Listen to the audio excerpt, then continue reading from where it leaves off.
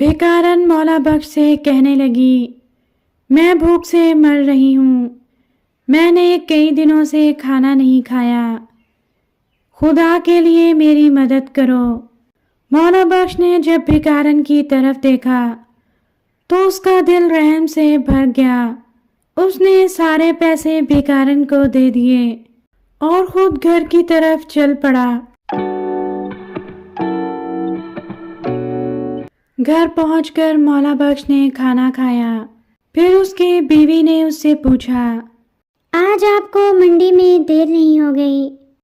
مولا بخش نے بتایا، واقعی مجھے آج دیر ہو گئی ہے۔ میں تمہیں سارے دن کی داستان سناتا ہوں۔ میں نے بیل نہیں بیچا، میں نے اس کا تبادلہ ایک گھوڑے سے کر لیا تھا۔ یہ سن کر اس کی بیوی خوشی سے بولی، چلو اچھا ہوا، بچے اس پر سواری کریں گے۔ بیل کس کام کا تھا؟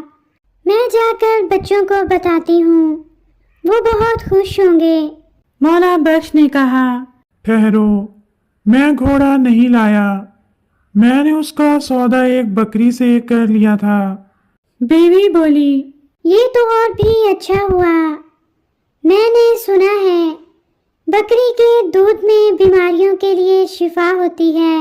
مولا بخش جلدی سے بولا، لیکن سنو تو، میں نے بکری کا تبادلہ مرغی سے کر لیا تھا۔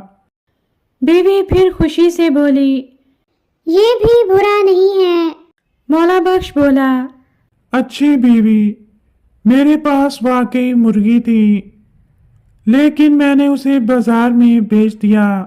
میں بچوں کے لیے کچھ لینا چاہتا تھا۔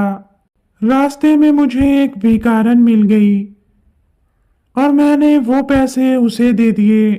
بیوی بولی، کوئی بات نہیں، اسے پیسوں کی زیادہ ضرورت تھی۔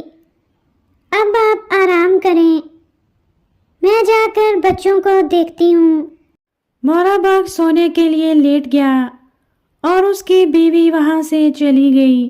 صبح جب مولا بخش اور اس کی بیوی گھر کے باہر آئے تو انہوں نے دیکھا کہ ان کے گھر کے باہر ایک بیل تھا جو بوڑھا نہیں تھا، ایک گھوڑا کھڑا تھا جو اندھا نہیں تھا، ایک بکری تھی اور ایک مرغی بھی جو بیمار نہیں تھی، ساتھ ہی ایک آدمی بھی کھڑا تھا۔ اس نے بتایا، میں بادشاہ کا ملازم ہوں۔ کل جن لوگوں کے ساتھ بھی آپ نے تبادلہ کیا وہ بادشاہ کے بھیجے ہوئے کارندے تھے۔